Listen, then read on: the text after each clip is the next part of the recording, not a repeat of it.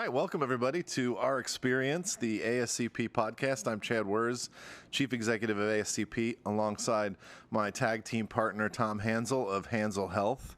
And today we're doing political football, and the political football of the day is the Walkout. The Walkout references, it's been a few months, but some pharmacists in the retail chain setting walking out and of their pharmacies for, I don't know if they did it for a full day, maybe they did it for a full day, in protest of the working conditions at the community pharmacies that they were working in. That has been sort of paralleled by a movement to create unionization for pharmacists. There's an organization called the Pharmacy Guild, pharmacyguild.org, that is trying to organize pharmacists into unions. And there's a particular, I don't have it off the top of my head, I'll get it, but there's a particular union that they've aligned with, a healthcare union. And the political football question is this a good idea? I mean, unions are pretty polarizing when it comes to whether you like them or hate them. I remember working for a pharmacy, my first job, fairly big pharmacy, and at no point, I think, was there ever a serious discussion about organization and unionization. But the comment from the owner made to me was, as soon as if we were to have a union rise up in our ranks of employees, I would close the pharmacy. I would reopen a new pharmacy under a different name so that I wouldn't have a union. They're very polarizing. But that's where pharmacists, particularly in chain community settings, are. They don't like their working conditions. They've been fighting working condition issues for some time. The fact that some pharmacies close for 30 minutes for lunch has been a long-standing battle because they used to not close. I worked in an independent pharmacy in school, and we didn't close. Oh, yeah. And we were not nearly, from a volume perspective, as busy as I feel like the pharmacies are today, and we weren't doing vaccines. But this is an issue, and this is the result of poor working conditions. The question is this the right angle? Yeah.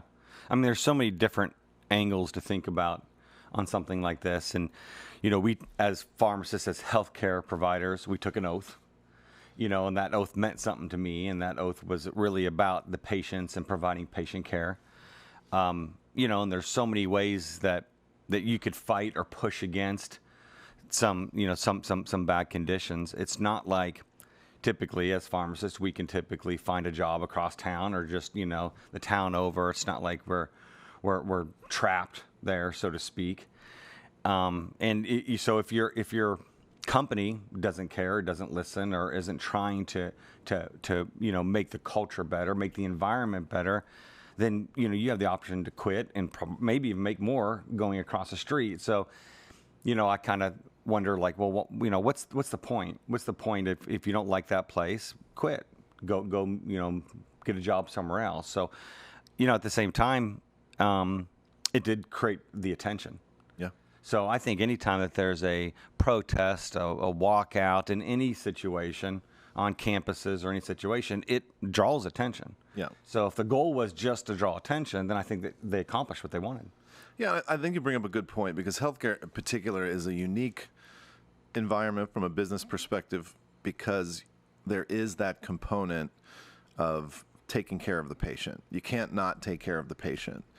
And I look at this and it's easy to blame, we can say who it is. CVS and Walgreens are the two biggest national chains that struggle with this issue. Walmart, I think, is another one.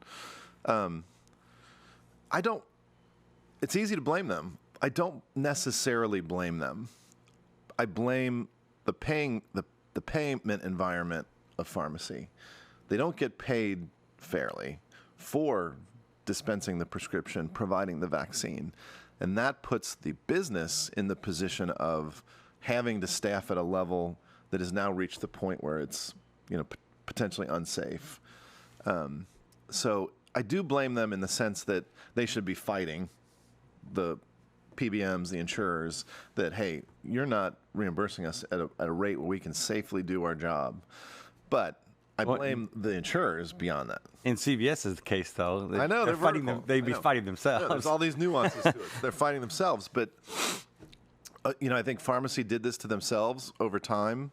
We used to put the pharmacy in the back of the big box grocery store. Or in the basement of the hospital or whatever, yeah. Yeah, but big box grocery store, because they weren't focused on whether or not the pharmacy made any money. They were focused on how many CDs at the time, packages of candy, beer, whatever you bought on the way out. I mean, we had the retail statistics that I can remember.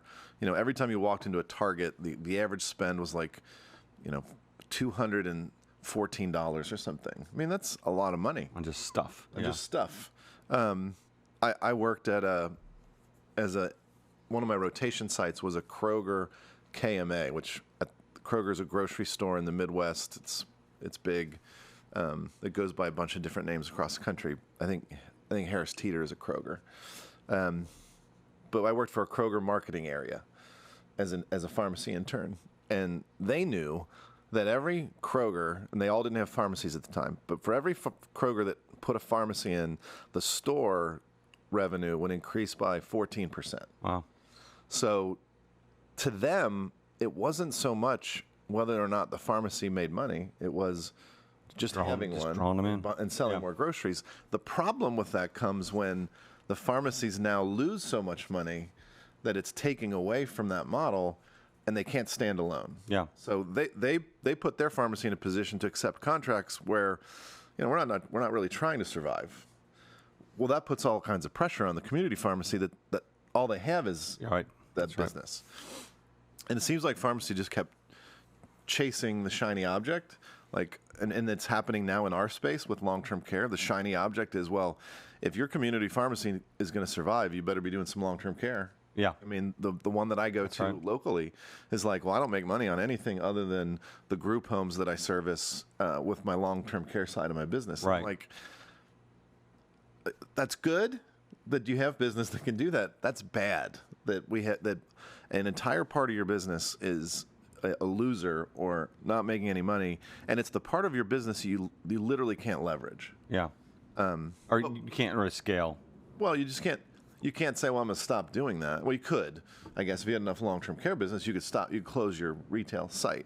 But the leverage you have against the insurers as a pharmacy is denial of service. I'm not taking your contract. I'm not going to service your patients. And that's a loss because somebody else will or somebody else has. Their model is different.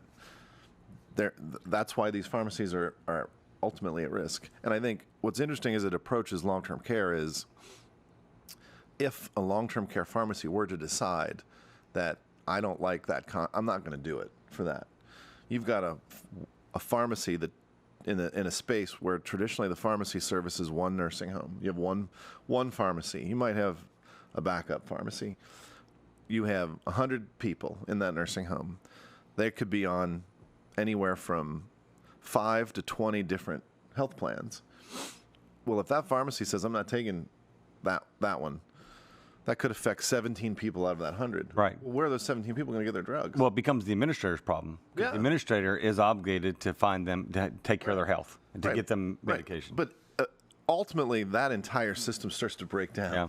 Because if you have to have 5 pharmacies, 5 different systems, do you have 5 e-kits from each of those pharmacies? Med carts or, So the only leverage that these pharmacies have is that, which is putting them in a terrible position with their client, the pharmacy that's servicing them, or the facility that's being serviced is being put at risk. And then obviously the patients are put at risk. They could have access issues, time issues to get their script filled or whatever. But that's the corner that PBMs and insurers are pushing pharmacies into. And the walkout is an example of that, because the walkout is, we're closed today. I'm sorry for anybody that needed to pick up their refill or their script that happens to be filled and in the bin. Yeah. That you can't transfer. Can't transfer because, we have these terrible working conditions. So So what do you That's think? where we're at. What do you think about pharmacies banding together? Not necessarily, again, making it about the individual pharmacist, but let's say if a third of the long-term care pharmacies all rejected a certain PBM plan, just all came together and said, we're not taking those terms. Yeah. Would that affect? Do you think that PBM plan? I know long-term care is a relatively small piece of their business.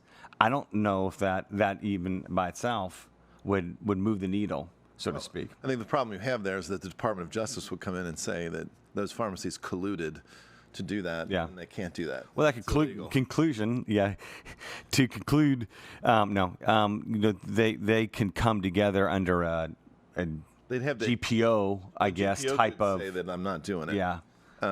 But if you were to say, let's get the whole industry to reject all of them. I mean, that's always been a pharmacy idea. Like, well, we'll just get everybody to reject. First of all, there's always somebody that says, I'll take those terms. Contract. And then secondly, you can get in trouble colluding in that, your price setting. Yeah. But, a lot of my blogs recently have been pretty mafia-esque blogs, because at some point, the only chance you have is to do some of these things. Like, I'm sorry, that's the only chance you've got, because the insurers, first of all, I think it's funny to worry about collusion when there's 3 PBMs out there, and you're basically fighting a monopoly. Yeah. So, it's already who, by the way, a challenge. Told the FTC, we're not interested in sending you our information. Right. So, how powerful do you have to be where you could actually tell the FTC, nah, thanks, but no thanks. We don't need to listen to you. Yeah. So I don't know. Again, it seemed kind of one-sided if the FTC came in and said, well, pharmacies, you can't band together to not accept this PBM, but yet allow the PBMs to kind of, run ramshot and do what they want to do. Yeah. So, I think this walkout is a symptom of a bigger problem. It's not just... It's certainly manifesting at an individual pharmacist level of, my working conditions are bad, I need a solution. Maybe that solution is to unionize. But it's also a pharmacy issue. It's a community pharmacy issue. It's a regional pharmacy issue. It's going to be a long-term care pharmacy issue. And the issue, in my mind, is the same issue. We have not built a structure of payment and reimbursement that is fair and reasonable. And that's why we have these problems. Now, if you waved a magic wand and tomorrow we solve the reimbursement issue, does that mean that these big chains would solve their workplace environment issues, or would they take that newfound profit and put it in their pocket? I can't answer for that. Yeah. You would hope that they would improve the service. Or you would hope that because there's more community pharmacies that are thriving, that puts pressure on them to improve their service, which is really what you want, ultimately. Yeah. But that's why I think these pharmacists are doing. Now let's go back to the pharmacist issue and the unionization issue. My problem with that is the second you unionize, you're admitting that you're and this may be inappropriate, I don't know. You're admitting you're a manufacturing worker. You're admitting it. Now I think of a union as like an auto factory. So yeah, I think those are areas where you probably need a union to make sure that the working conditions are not, like they were in the 1920s. But I think as a pharmacist, as a healthcare professional, as a licensed person taking care of people, the second you unionize, you're admitting I'm just like the auto worker from 1920s. You're not a practitioner. I mean, you are, but I just have a real problem with that. And I also don't want. I already have. If I'm a worker in a large regional chain, I already have a corporation telling me how to practice. Now I'm going to have a union telling me how to practice. Right. I got 2 people working together telling me how to practice, and I don't know. I don't know that's what we want. Well, I don't have a lot of experience with unions, but my dad was a coal miner, and he was required to be in the union. Yeah. And I believe that unions were extremely necessary back in the early 1900s when you didn't have fair labor laws and, Right. vacations and those type of things that were built into the expectations in the government now. So they were extremely necessary, but I believe that some of them grew very powerful and became almost one-sided. And so I believe the heart of the union is the right thing to do, but there's got to be, again, because it's not really self-governed. It's governed by a few union bosses that do things that's best for them, not even best for that union. So you see it many times getting out of control. Yeah. And then everyone hurts and suffers from it. The company suffers, obviously the customers suffer, and then the union members itself, suffer. And so I got to see that as a kid growing up, and got to see some of those negativities come out. And it didn't really protect the people that it was intended all along to protect. And so, there's got to be some other kind of way to, I guess, get the message across to, handle it through the legal system, not necessarily through a unionized system. Yeah. I remember working as a retail pharmacist, and I would be working and be standing on my feet. And all of a sudden I'd be like, man, why am I so hungry? I don't understand. I feel like that I just shouldn't be hungry this early. And I look down, it's like 2 o'clock in the afternoon. And I'm like, wow, I've been working for 6 straight hours with my head down. I didn't even have time to go to the bathroom yet. And God forbid, you go to the bathroom or go get some food, you come back and works just pile back up again. And so I was a little younger, a little more spry, a little more on my feet, so I could handle it physically. But after 14-hour days of on your feet the entire time, it just, but that was the environment. That was what was expected. And if you had a super busy day, you might not have had tech calls out, and all of a sudden one of my 3 techs call out, and it's difficult physical working conditions, not to mention the mental part where I'm going to make an error because I'm checking so many prescriptions so fast, And so I think Board of Pharmacy could also step in and say, you can only dispense so many prescriptions an hour or something of that sort based on the number of staff you have, and protect the pharmacist as well. Yeah. I mean, my experience with unions, I was a valet parker as a 16-year-old, and I had to join the hotel union. And my experience was, why did that $90 come out of my check? Like, what's it doing for me? Yeah, what's it doing for me? But I also, I go back to my original thought process is it's not a meritocracy in your profession anymore if you have a union. You're a part of a machine now. Yeah. You're a pharmacist. The pharmacist gets paid this because that's what the union negotiated. You could be the best or the worst. You get the union rate. And we've all seen stories of, like, I think of teachers, like, well, it's really hard to fire, or police officers and firefighters, like, well, they're bad, they're not a good police officer. Well, it's really hard to fire them because they're union.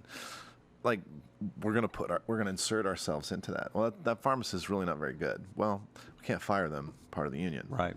Like, and then what's the now public? You're protecting the wrong thing. Yeah. What's the public's response to that? Well, you have this pharmacist that makes errors all the time. Whatever. But I think that's where you're headed when you think in those terms. Now, I think the biggest, bomb dropping in all of this is that the first pharmacy that voted to unionize was in Las Vegas, Nevada, and it was the CVS Omnicare. It was a long-term care pharmacy. I didn't see that coming. Yeah. Certainly I could understand it. I can understand the working conditions of a long-term care pharmacy can be bad, but we were talking about retail. Like, all of this is, CVS, Walgreens retail.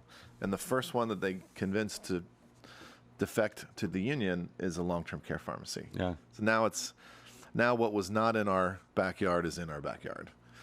So I think that's interesting. I don't know anything beyond that. No, yeah. I just know that was the first pharmacy. It'd be interesting to learn kind of what the mindset was and why they believed that was the right thing to do, and what do they believe they're accomplishing or achieving from that decision. Well, what does it ultimately mean? Like, you have to get everybody in a corporation to think in these terms.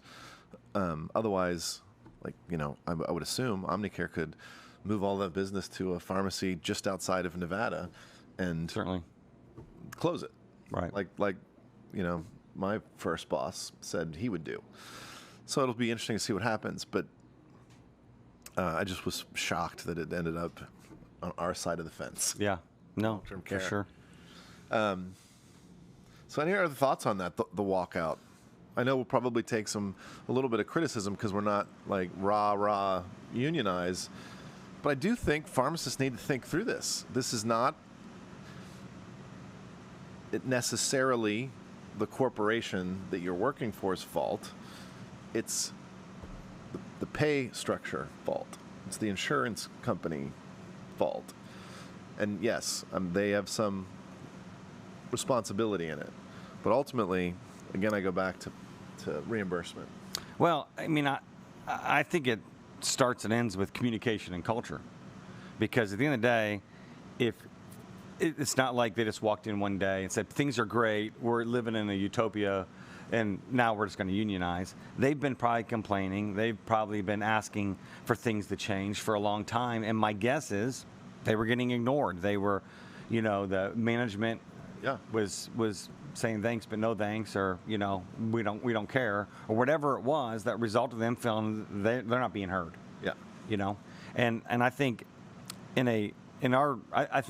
I believe, come looking at a lot of statistics, that we're in one of the worst labor markets that we've ever been in. Mm-hmm. And I mean the fact that there's a high level of people retiring. Yep. There's not as many people getting jobs. Unemployment is still kind of high.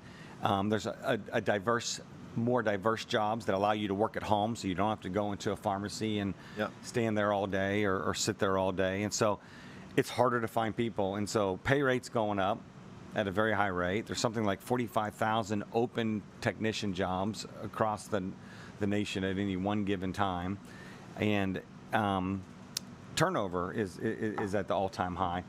None of that's going to change anytime soon. There's nothing that I know of that's coming that's going to result in change there. So I understand that the work is going up, but yet, per individual, so to speak. So what can companies do? What should companies do to help that culture, to help that, help the few workers they have there to make their jobs easier? And maybe, it's not an easy answer, but just opening up the doors of communication, saying, you've been heard. You've got teen kids. I've got teen kids. They just want to make sure that they've been heard. They know they're probably going to get the answer no, but they just want an opportunity to state their case.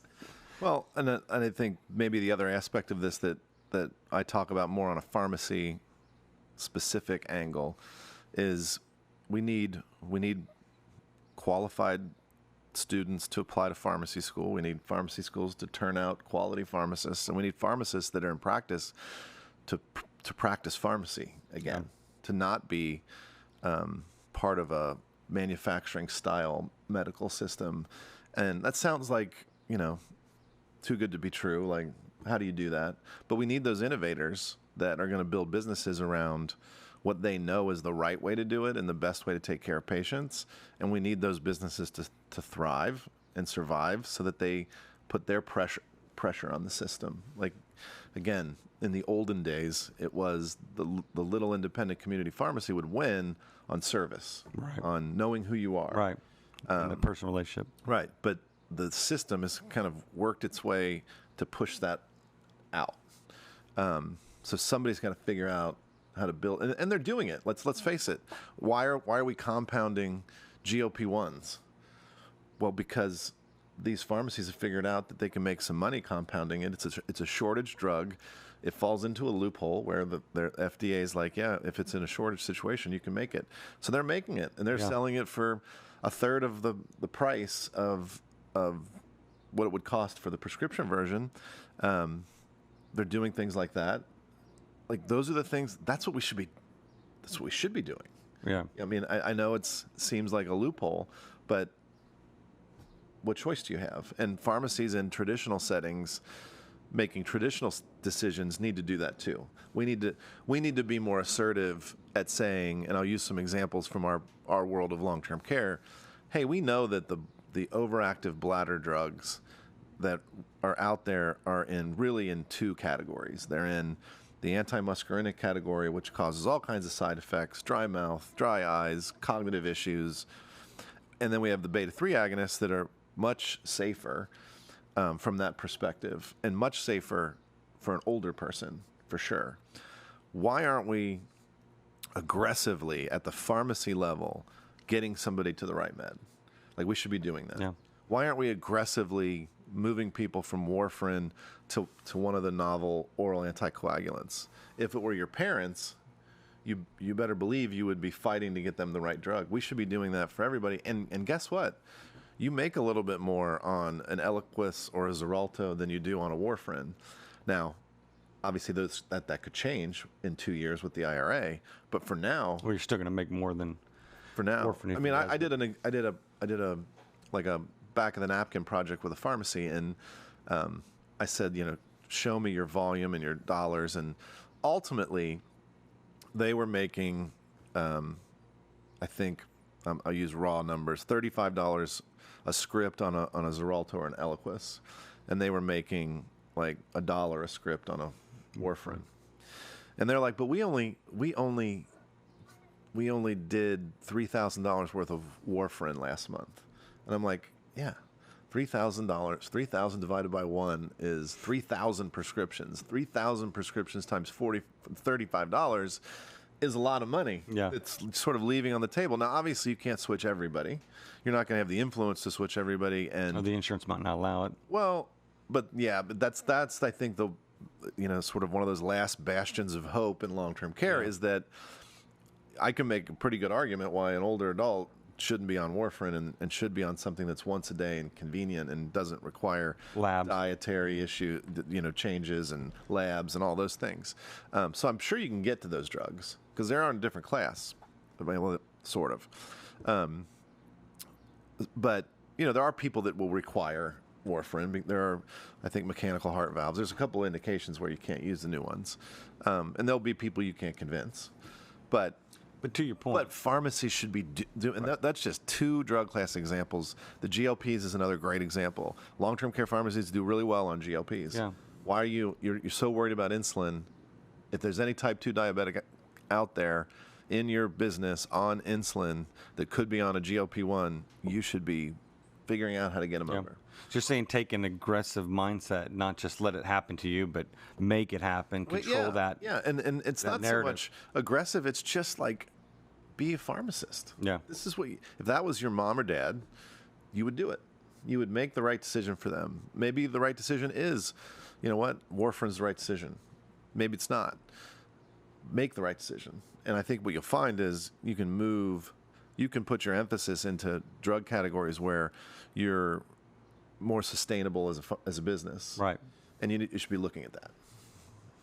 No, it's a good point. I mean, there's lots of different ways, I believe. We talk a lot about incident to billing, and there's a lot of different ways, vaccinations, MTMs, that pharmacies can make money. Yeah. And it does take a little bit of planning, a little bit of strategy, but at the end of the day, those are dollars available.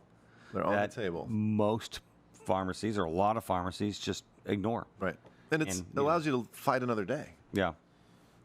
Okay, in 2 years, that might go away. Well, in 2 years, what's the next thing that we should be chipping away at to sustain our business, to keep it going? So, I mean, that was a good discussion on what ultimately at the beginning is these pharmacists are protesting and not working today. Why? And really, I think, talking about the real issue. Yeah. And you kind of, they're victims, so to speak, in some ways, but at the same time, they can do things that can make their lives easier, that can make their pharmacies higher revenue in some situations. And so, push towards the right thing, not necessarily the last gasp, which is, I'm just going to stand up and walk out. Yeah. But that's the corner they're in. And I think the other thing is, I don't blame them for this idea, for trying to organize. They don't have an alternative. We've not given them a way out. Their corporation hasn't given them a way out. Sure, independent pharmacies are never going to be subject or at risk of unionization, but they can find a way out. Yeah. They can work the problem. I'm sure your average pharmacist that works at a corner CVS doesn't have, even if they were to make all those good changes to people's medications, have the time to do it, generate a better profit margin of their store, that doesn't necessarily result in a better staffing level. Like, I'm sure they don't have, those staffing levels are determined at a much higher level for all of those stores based on volume or something like that. And they're not, I'm sure, in a situation where they can affect it. Maybe they are. And if they are, maybe they should be doing that. But yeah, no, for sure. I'd like to see kind of what's on the horizon, if there's going to be more of this unionization, especially like you said in long-term care and that kind of stuff. And what is our GPOs and our other companies like that are out there? How are they fighting? How are they helping in these situations? Is it just going to continue to be a race to the bottom? Yeah, I hope not. Yeah. All right. Well, thanks everybody for listening to this political football, the Walkout. This has been our experience, the ASCP podcast, and we'll see you on the next one.